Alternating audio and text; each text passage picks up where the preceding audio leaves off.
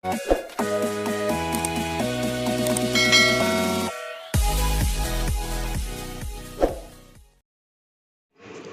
semuanya, selamat datang. Bagaimana kabar kalian? Mudah-mudahan baik-baik saja ya. Di video kali ini kita akan kembali membahas sebuah alur cerita seri drama Korea berjudul Who Are You atau School 2015 episode ke-10. Untuk menonton episode sebelumnya, silahkan klik icon di layar atas. Jika kalian suka dengan video ini, jangan lupa like dan subscribe aja ya. Oke, tanpa berlama-lama kita langsung lanjut aja ke ceritanya guys. Di episode sebelumnya, Suyong mengirimkan pesan kepada Hanian bahwa dia akan membongkar identitas asli Lee Eun-bi. Hanian yang terburu-buru meninggalkan turnamen berenangnya justru tertabrak sebuah mobil yang melaju kencang. Untung saja Hanian masih bisa berdiri dan segera menuju ke sekolah. Di kelas, Suyong dengan percaya diri mengakui rumor yang selama ini beredar. Semua murid pun menyebutnya sebagai gadis tak tahu malu. Namun ia tetap melanjutkan perkataannya.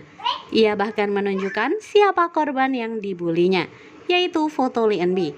Sontak saja semua murid langsung terkejut melihatnya, karena wajah orang itu sangat mirip dengan Eun-bi yang sekarang sedang bersama mereka. Taekwang tidak hanya diam melihatnya, ia berdiri dari bangkunya dan menghampiri Suyong, mendekati Suyong, kemudian tersenyum sembari menepuk pundaknya.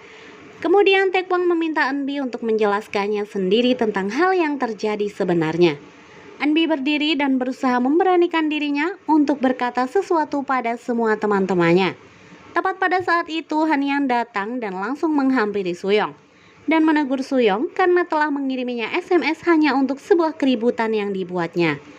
Hanian berkata bahwa dia yang akan menjelaskannya, namun Suyong menyela dengan berkata, 네가 뭔데 얘기를? Hanian pun tetap menjelaskan kepada semua temannya. Hanian menceritakan bahwa Eun-bi diadopsi oleh ibunya saat usia 5 tahun dan baru tahu bahwa dia memiliki kembaran. Dan Hanian juga mengatakan bahwa yang dibully kemudian bunuh diri itu adalah Lee Eun-bi, yaitu adik kembar Go Eun-bil. Suyong mengelak dengan mengatakan bahwa Eun-bi belum meninggal. Mendengar itu, Hanian bertanya, jika memang Eun-bi belum meninggal, lantas siapa yang meninggal dengan nama Eun-bi? Dengan pertanyaan itu, Suyong semakin tersudut dan tidak bisa berkata-kata. Ia hanya bisa berteriak bahwa Eun-bi belum meninggal sembari meninggalkan kelas. Hanian yang juga keluar kelas tiba-tiba saja merasakan kesakitan kemudian terjatuh. Eun-bi yang melihatnya pun panik dan segera meminta pertolongan. Mobil ambulans pun datang dan menjemput Hanian.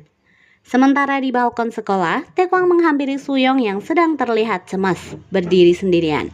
Kemudian Taekwang mengatakan bahwa ia sudah memperingati Suyong agar tidak bertindak sejauh ini, karena sudah jelas ia akan lebih dirugikan.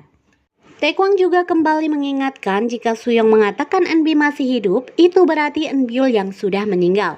Dan bisa dipastikan orang-orang akan berpikiran Eun-bi meninggal karena Suyong. Bukankah itu akan semakin menjadi masalah untuk Suyong?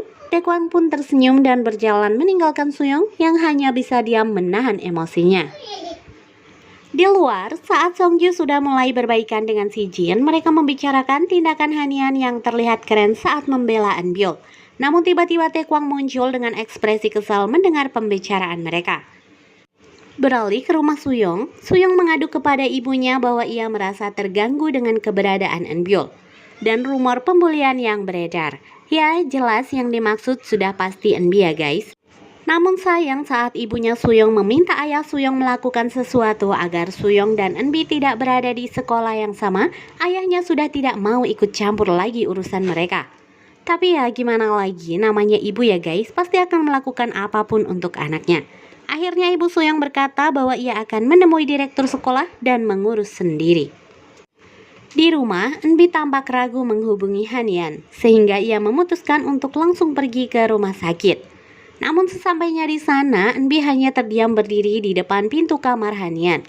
Tapi ternyata Hanian berjalan dari belakang Eun-bi dan mengatakan agar Eun-bi masuk jika sudah berada di sini. Hanian pun masuk terlebih dulu dan duduk di kasurnya. Ia menjawab pertanyaan Eun-bi dengan singkat dan ketus. Eun-bi pun tak tahu harus berbuat apa dan hanya bisa berterima kasih karena apa yang sudah Hanian lakukan kemarin. Tapi Hanian menjawab bahwa ia melakukannya bukan untuk Eunbi dan menyuruh Eunbi untuk segera keluar dari ruangannya. Ya, kalau nggak niat belain Eunbi, ngapain kan guys susah-susah belain Eunbi? Toh Eunbi juga nggak minta kan? Makin kesel aja nih malahan sama Hanian. Di luar, Taekwang yang baru datang melihat sikap ketus Hanian pada Eunbi. Kemudian Taekwang menghampiri mereka, namun Hanian juga mengusirnya. Awalnya Taekwang ingin memarahi Hanian, namun Eunbi menahannya. Mereka pun duduk di luar, kemudian Taekwang menyarankan agar Eunbi pulang saja dan tidak perlu mengkhawatirkan Hanian. Namun Eunbi menolak dan berkata bahwa ia merasa bersalah karena Hanian terluka karena Eunbi. Tak berselang lama, pelatih Hanian datang menjenguk dan memberinya semangat. Namun ia juga menjelaskan bahwa Hanian bisa pulih dan berenang kembali dalam waktu yang cukup lama, yaitu kurang lebih 1 tahun. Ternyata Eunbi mendengarnya dari luar, kemudian Hanian yang merasa sedih membuka tutup botol minuman dengan tangan kirinya. Namun karena tidak bisa, ia melempar botol tersebut. Eunbi yang melihatnya memberanikan diri untuk masuk. Kemudian mengambil botol itu dan membukanya. Namun Hanian justru marah dan melempar kembali minumannya. Bahkan ia berkata kalau ia tidak ingin melihat wajah Eunbi lagi. Eunbi pun keluar dan menangis di bangku sendirian. Taekwang datang dan duduk di sampingnya. Ia tak berkata apapun dan menarik kepala Eunbi agar bersandar di bahunya. Keesokan harinya, Guru Kim memberi nasihat kepada murid-muridnya. Sebelum keluar kelas, ia melihat ke arah bangku Minjun yang kosong. Ternyata sebelumnya Minjun sudah memberitahu Guru Kim kalau ia tidak bisa masuk hari ini. Ia juga meminta agar Guru Kim tidak memberitahu ibunya. Di luar kelas, Suyong berbicara kepada Eunbi. Seperti biasa, ia masih berusaha menjatuhkan Eunbi. Tapi Eunbi tidak takut dan menjawab semua perkataan Suyong dengan santai. Tanpa Suyong ketahui bahwa Songju melihat mereka. Suyong berkata akan menjadikan teman Eunbi satu persatu menjauhinya. Nah guys, di sini Songju udah mulai tahu kan sifat asli Suyong itu gimana. Lanjut, saat jam makan siang, Suyong yang duduk sendirian melihat Songju dan melambaikan tangannya. Namun Songju yang sudah mengetahui keburukan Suyong tidak meresponnya dan memilih berjalan ke meja Eunbi. Sementara itu di kantor, Guru Min-young meminta bantuan kepada Guru Kim. Mereka terlihat sangat akrab, namun tiba-tiba muncul sebuah tongkat yang ternyata milik guru olahraga. Ia berkata bahwa di kantor tidak boleh ada yang pacaran. Mendengar itu, Guru Kim yang salah tingkah kembali menuju ke mejanya. Saat duduk, ia terkejut menemukan hal misterius di mejanya. Ada sebuah buku yang ketika dibuka terdapat banyak sekali coretannya. Saat membuka bagian belakang, Guru Kim terkejut melihat nama yang tertulis, yaitu Jung Soo-in. Ia pun berdiri dan membawa buku itu, kemudian melemparnya ke hadapan ayah Taekwang. Guru Kim berkata bahwa seharusnya mereka menerima hukumannya atas kematian Jung Soo-in. Saat Guru Kim keluar, ayah Taekwang menelpon detektif Park dan memintanya membawakan berkas mengenai kasus Jung Soo-in setahun yang lalu. Sepulang sekolah, Si Jin, Eunbi, dan Taekwang pulang sekolah bersama. Tiba-tiba, Si Jin menanyakan keadaan Hanian pada Eunbi. Mendengar itu, Taekwang jadi kesal dan memarahi Si Jin. Sayangnya, Si Jin menyalahartikan sikap Taekwang. Ia justru mengira bahwa Taekwang menyukai Si Jin. Eunbi pun memotong pembicaraan mereka dan berkata ingin pergi duluan. Taekwang bertanya apakah Eunbi akan ke rumah sakit lagi. Eunbi mengiyakannya. Taekwang pun langsung memarahi Eunbi dan meminta agar Eunbi tidak perlu ke sana. Namun Eunbi tetap akan pergi ke rumah sakit. Di rumah sakit, Hanian masih tampak membenci Eunbi. Terlihat suasana di antara mereka sangat kaku. Eunbi pun menyarankan Hanian agar cepat sembuh jika tidak ingin melihat Eunbi datang ke sini lagi. Keesokan paginya pun, Hanian berangkat sekolah dengan menggunakan gips di tangannya. Di tempat lain, Suyong bertemu dengan Songju. Suyong menanyakan kepada Songju mengapa ia tak menganggap Suyong sebagai temannya lagi. Songju pun menjawab bahwa ia sudah tahu tujuan Suyong berteman dengannya, yaitu hanya untuk menyingkirkan Eunbyul dan membuat teman-teman Eunbyul menjauhinya. Suyong mengelak dan mengingatkan bahwa ia bisa menelpon pamannya supaya segera membuatkan kontrak untuk Songju. Namun, saat Suyong memberikan teleponnya kepada Songju, ia justru mengatakan bahwa ia menolak kontraknya kepada paman Suyong dan melempar HP Suyong, kemudian Songju pun menggertak Suyong. Songju juga mengatakan bahwa Suyong tidak akan pernah bisa merusak persahabatannya dengan cara seperti ini. Di sisi lain, ibunya Suyong datang ke sekolah menemui ayah Taekwang. Tanpa basa-basi, ia langsung membahas masalah Suyong. Dia pun memperlihatkan foto Eunbi saat masih di Tungyong. Ia meminta agar saudara kembar Eunbi yang sekelas dengan Suyong dipindahkan atau dikeluarkan dari sekolah ini. Ayah Taekwang tidak langsung mengiyakannya, namun ia berkata akan mempertimbangkannya terlebih dulu. Di kantin, Hanian makan bersama dengan yang lainnya. Hanian yang masih memakai gips terpaksa makan dengan tangan kiri. Hal itu menjadikan Eunbi ingin membantu Hanian. Taekwang pun segera membantu Hanian agar Eunbi tidak membantu Hanian. Namun sayang Hanian menolak dan beranjak pergi. Eunbi menawarkan Hanian untuk membawakan tempat makannya, namun Taekwang bergegas mengambilnya terlebih dulu. Taekwang nih kalau udah cemburu tingkahnya ada-ada aja ya guys. Beralih ke detektif Park yang tidak lain adalah Ayah Minjun menemui Ayah Taekwang sesuai permintaannya untuk membawakan berkas kasus kematian Suin. Detektif Park juga menjelaskan kalau dulu di tempat kejadian perkara hanya ada 8 orang di sana. Dan salah satunya adalah siswa yang tak lain adalah Go Eun-byul yang bisa saja Eun-byul adalah saksinya. Mendengar itu, Ayah Taekwang segera meminta kepala sekolah untuk mengantar berkas biodata murid guru Kim.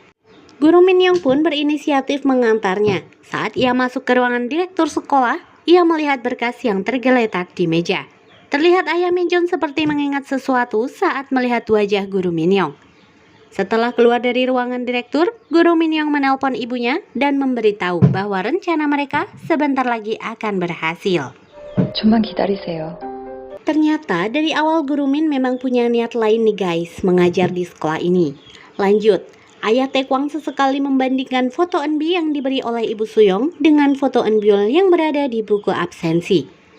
Kemudian ia teringat perkataan Ibu Suyong mengenai permintaannya memindahkan Go Eun-byul. Tak lama kemudian, Ayah Taekwang mengirimi Guru Kim surat kepindahan Go Eun-byul. Namun Guru Kim menolak untuk menandatanganinya. Di luar, Taekwang menghampiri Eunbi dengan memakai airwheel-nya. Ia meminta Eunbi memakainya, namun Eunbi menolak. Akhirnya ia mengajak Eunbi main batu gunting, sehingga yang kalah harus membawakan airwheel-nya sampai ke halte bis. Di sisi jendela sekolah, Ayah Taekwang tersenyum ketika melihat Taekwang. Namun, saat melihat Eunbi, raut wajahnya langsung berubah. Scene beralih ke tempat penyimpanan abu Eun-byul. Terlihat ada sosok gadis berpakaian serba hitam berjalan menuju loker abu itu. Ia berdiri di depan loker itu. Kemudian, scene pun bersambung. Nah guys, di episode ini sepertinya lumayan sedih buat peran Eunbi ya. Karena Hanian yang masih saja kaku gak bisa menerima keadaan Eunbi yang selalu berusaha buat menjalani kehidupan sebagai Go Eun-byul. Padahal juga gak mudah ya guys buat Eunbi menjalani kehidupan sulitnya itu sebagai orang lain. Bahkan terlihat Eunbi tuh sebenarnya lebih peduli sama Hanian ketimbang sama Taekwang. Padahal Taekwang yang selalu ada buat Eunbi. Kasihan juga ya sama Taekwang ini. Terus bagian senengnya adalah ternyata Eun-byul masih hidup guys. Yeay, terus jasad yang sekarang abunya ada di loker Eunbi siapa dong? Nah kalau kalian penasaran, jangan lupa stay tune terus di channel ini ya. Mohon maaf jika ada kesalahan dalam penyampaian ceritanya. Dan sampai jumpa di episode berikutnya. Dadah!